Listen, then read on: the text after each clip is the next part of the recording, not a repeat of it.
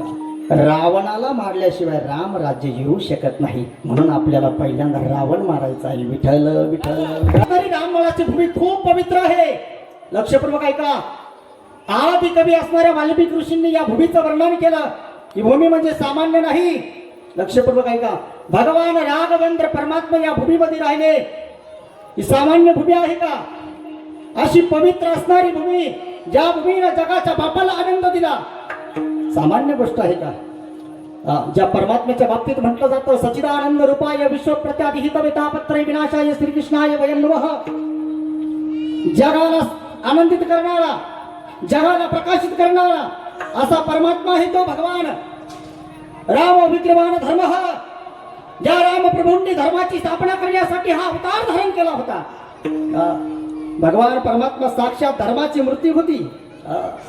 साक्षात धर्मच होता भगवान परमात्मा. आणि म्हणून तर महाराजांनी एका ठिकाणी म्हणलेलं आहे, धर्माची तू मूर्ती पाप पुण्य तुझ्या हाती, मज सोडवी दातारा कर्मापासून दुसरा.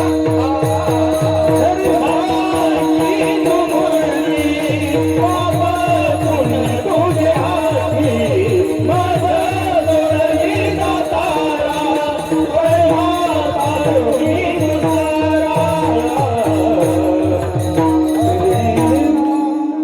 धर्माची तू मूर्ती पाप पुण्य तुझे हाती. साक्षात धर्माची मूर्ती म्हणजे भगवान परमात्मा आहे. असा असणारा भगवान परमात्मा धर्म स्थापना करण्यासाठी अवतार घेतला होता भगवंताने. लक्षपूर्वक ऐका. म्हणून अभंग जो सेवेकरता घेतलेला आहे ना, राम राज्य आलं कधी याचा आपल्याला निरूपण करायचं आहे. लक्षपूर्वक ऐका. रावणाला मारल्याशिवाय राम राज्य येऊ शकत नाही, म्हणून आपल्याला पहिल्यांदा रावण मारायचा आहे. विठ्ठल विठ्ठल.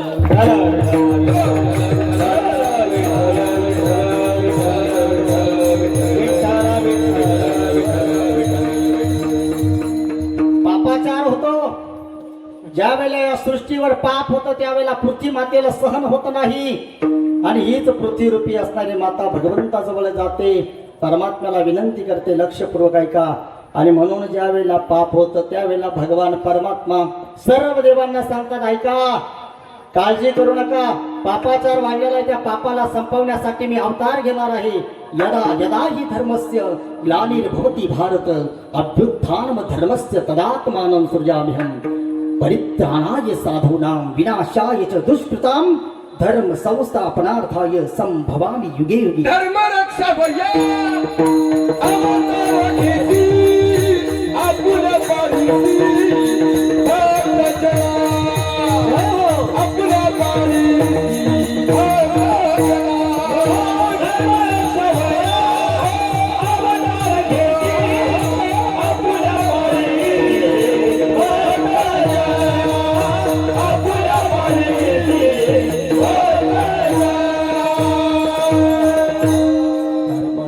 वया अवतार घेसी आपुल्या पालेसी भक्त जना. जब जब होई धर्म की हानी बाढ़ई असुर देह अभिमानी. तब तब धरी प्रभु विविध शरीरा हारही कृपा निधी सज्जन पीरा. ज्या ज्या वेळेला धर्माची हानी होते ना, त्यावेळेला भगवंत अवतार धारण करत असतो. सज्जन लक्षपूर्वक ऐका. परमात्म्याचा अवतार का होतो? भगवंत का आले 14 वर्ष वनवासासाठी? लक्षपूर्वक ऐका. कोणी देवाला विचारलं, देवा आम्ही तर असं ऐकलं तुझ्या बाबतीमध्ये तू निराकार आहे, निर्गुण आहे. भगवंताने उत्तर दिलं, ऐका, ना मैं निराकार हूं ना मैं तदाकार हूं, भक्तों की भावना से मैं साकार हूं. अरे भक्ताची भावना जशी तयार होते ना, तसा परमात्मा प्रगट होत असतो बरं का. तसा परमात्मा अवताराला येत असतो. हा जो रावण होता ना, रावणाने कुंभकर्ण आणि बिभीषण हे तिघांनी तपश्चर्या केली. आणि तपश्चर्या केल्यानंतर ब्रह्मदेव प्रसन्न झाले. ब्रह्मदेव प्रसन्न झाल्यानंतर रावणाला म्हणतात, वरम रोही माग, रावणा तुला काय पाहिजे ते माग. आता लक्षपूर्वक ऐका. रावण काय म्हणतो, हम काहू के मारही न मारे. भगवान त्या ब्रह्मदेवाला म्हणतो, हम काहू के मारही न मारे, अरे आम्हाला कोणीच मारलं नाही पाहिजे, पण आम्ही दुसऱ्याला मारलं पाहिजे. याला म्हणतात रावण. विठ्ठल विठ्ठल.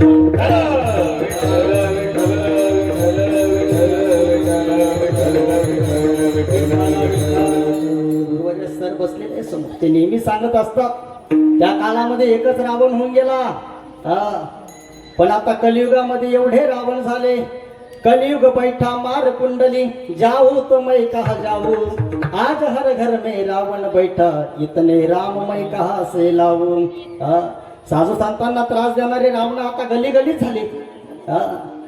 ऋषीमुनींना त्रास देणारे रावण गली गलीत झाले. त्यावेळेला एकच रावण होता, हे ध्यानामध्ये घ्या. आणि म्हणून ज्या वेळेला रावणाने मागितलं त्यावेळेला ब्रह्मदेवाने सांगितलं, ऐक, अरे जो जन्माला आलेला आहे त्याला मारावं लागतं. जातस्य ही ध्रुव मृत्यू, ध्रुवम जन्म मृतस्य च. कोई फूल ना बाग में ऐसा खिला, खिल के न जिसे मुरझ ना पड़ा. विधि का विधान रहा, जिसे आना पड़ा उसे जाना पड़ा. अरे जो जन्माला आलेला आहे त्याला जावं लागत असतं दादा. अरे मारावं लागणार आहे. देहस्तिमा सुरुदिरे भीमती तेजत्वम, जाया सुता देशु सदा ममता विमुंचम. पश्चानिशम जगदिदम क्षणभंगनिष्ठम, वैराग्य राग रसिको भव भक्तिनिष्ठः. जो जन्माला आला त्याला जावं लागणार आहे रावणा, प्रत्येकाला मारावं लागणार आहे, दुसरं काहीतरी माग. त्यावेळेला रावण म्हणतो, बरं जाऊ द्या, मला माणसाकून आणि वानराकून मरण पाहिजे. कोणाकून मागितलं? मानव आणि वानर. खूप गंभीर आहे विषय, वानर आणि मानव. तथास्तु म्हटले. लक्षपूर्वक ऐका, समाजातला जर रावण संपवायचा असेल ना, एक तर वानर संपू शकतो किंवा मानव संपू शकतो. भगवान परमात्मा मानव बनून आले. विप्रधीन सुर संत हित लीन मनुज अवतार. रामायणामध्ये तुळशीदासजी महाराज म्हणतात, भगवान परमात्म्याने मनुष्य शरीर धारण केलं होतं. परमात्मा मनुष्य बनून आले. लक्षपूर्वक ऐका. आणि वानराचे स्वामी झाले. आता कोण वानर आणि कोण मानव आणि कोण रावण हे ध्यानामध्ये घ्या. रावण कोण आहे? रावण ही कामवृत्तीचं नाव आहे. लक्षपूर्वक ऐका. आणि या कामवृत्ती रावणाला जर मारायचं असेल ना, तर वानर म्हणजे काय? तर मन. माणसाचं मनच वानर आहे. आणि मन एव मनुष्यानाम कर्म बंधन मोक्षयो. मन रूपी वानर ज्या मानवाने आपल्या ताब्यात ठेवलं ना, तोच कामरूपी रावण मारू शकतो. विठ्ठल विठ्ठल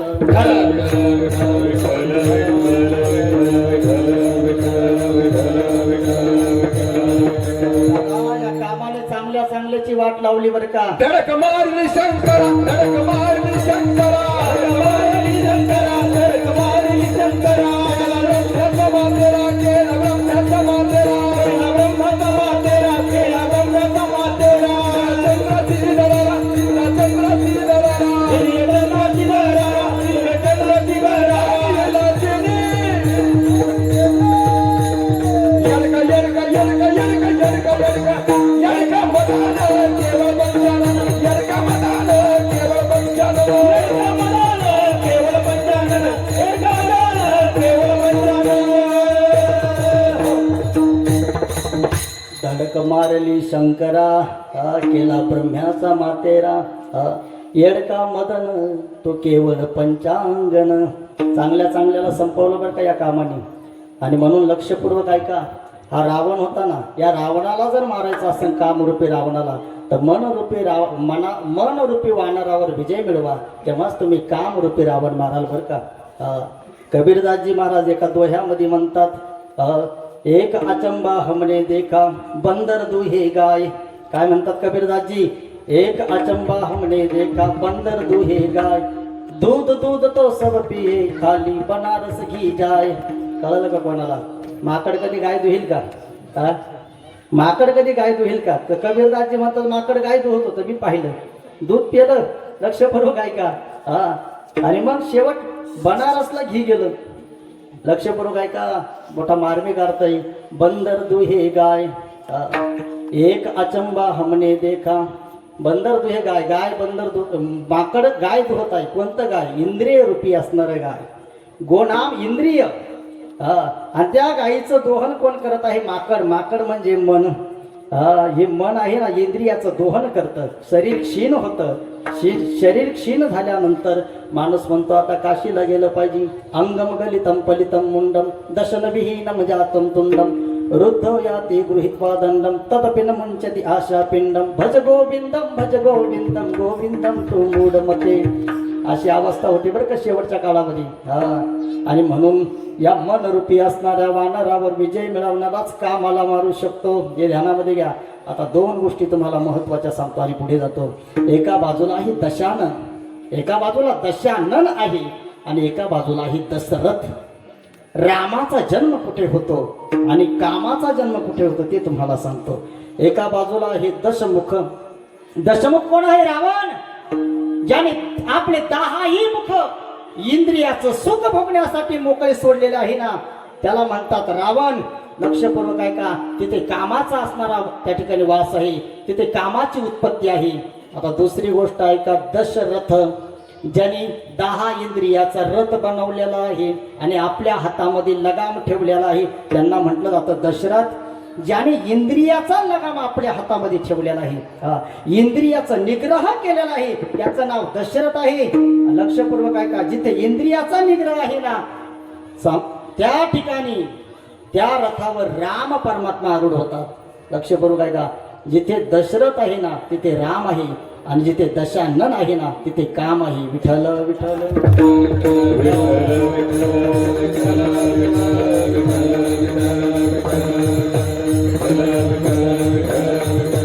आणि म्हणून अशा रावणाला मारण्यासाठी भगवान परमात्मा अवताराला आले होते अयोध्या नगरीमध्ये. असे भगवान परमात्मा अवताराला आलेले होते. भगवान परमात्मा लहानचे मोठे झाले, कथा आपल्याला माहित आहे. काही काही मातेनं भगवंताला 14 वर्षाचा वनवास दिला. वनवास पण कसा दिला? वल्कल वस्त्र घालून वनामध्ये जायचं. काच काही काहीनं 14 वर्षाचा वनवास दिला. लक्षपूर्वक ऐका. काही काहीनं जर आम्हाला 14 वर्षाचा वनवास दिला नसता तर या राममाळाच्या भूमीवर राम आले असते का?